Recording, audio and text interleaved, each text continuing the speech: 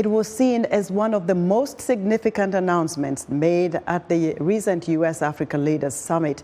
U.S. President Joe Biden saying he would support the African Union joining the G20 and securing a permanent seat at the UN Security Council. Hilda Suka-Mafudze, the African Union ambassador to the United States, says it's vital that African nations act collectively on the international stage. Haydé Adams, host of VOA Straight Talk Africa, spoke to the AU ambassador here in Washington and asked her what the AU sees as top priority in its engagement with the U.S. We are looking at the health issue.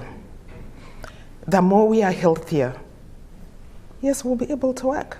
Then we can do trade when we are healthy. So we are looking at a situation whereby we build.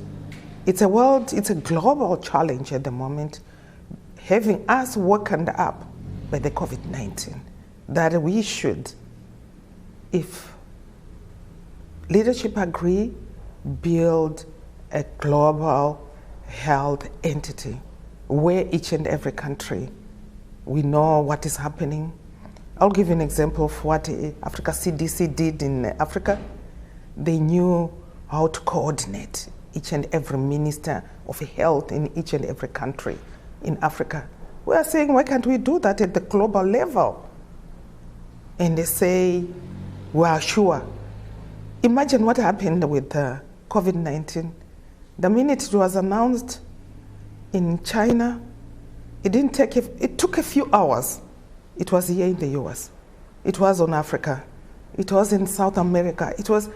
So that's a priority, which us as a continent, we have said, let's put that on the table. It has been an issue that we run with. Us having the challenge of not vaccinating all our people, where did that come from?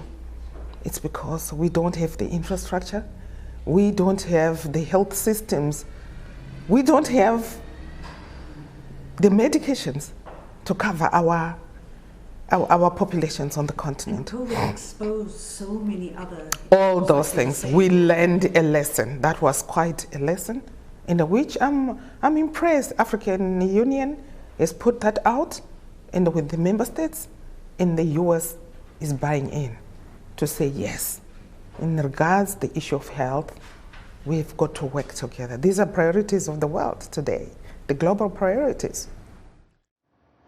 Haydé also asked Ambassador Suka-Mafudze what her advice for Biden-Harris administration would be. You're also saying that Africans are actually today telling the world how they want to be treated, how they want to be engaged, and what they bring to the stage, to the global economy. What would your advice be to President Biden about how we should engage Africa, the single most important thing you think he should do? Is to embrace Africa as quickly as possible. As quickly as possible. I'm happy with what is happening, it's getting there. But let's get, I would say, get stronger. Get stronger and be on that continent. Yes, we have Ubuntu ourselves as Africans. We receive everyone who comes to us, who will come with good things. We will gravitate towards. So I'll say to President Biden, this is the time. Don't be left out. Showcase who you are. Africa is watching and is cognizant of who they are and what they want and what their value is. So let's meet some way to correct that, to put things in place, to make ourselves benefit both ways. China still remains ranked as the largest investor in Africa, the United States second, of course. What would you like to see? Would you like to see the US overtake China? US has to step up to go into this competition. They have to step up. The need of Africa, the needs of Africa, they do not look at where is the investor coming from. We look everywhere for the best, what we can put together for our people. If we are looking to have our people employed and you have FDI coming from another corner of the world, we kind of go towards that. And they say, this is good for our people.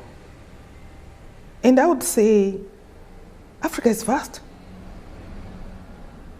We can fit in all of us, the world over.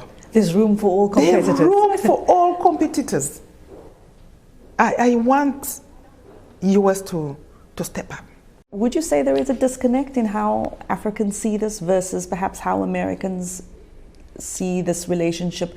There's three parts to this relationship: Africa, African countries, China, and the United States. That is the gap I'm working on, reducing. To say the way the US sees us, the way the people on the continent see the US. I'm not going to talk about, I'm here for US Africa relations. And I will tell you of the US Africa relations. And that's the gap I'm trying to narrow and say good things are happening in Africa. We have 60% of people who are younger than 25 years. And what does it mean tomorrow? No, good things have to be done on the African continent. You cannot make decisions of the world without the contribution of Africa, without the involvement of the leadership of Africa.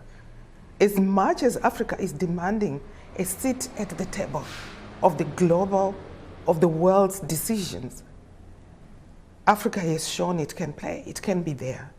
This comes with the systems that we've put together of the Agenda 2063 to say this is what we want as Africa.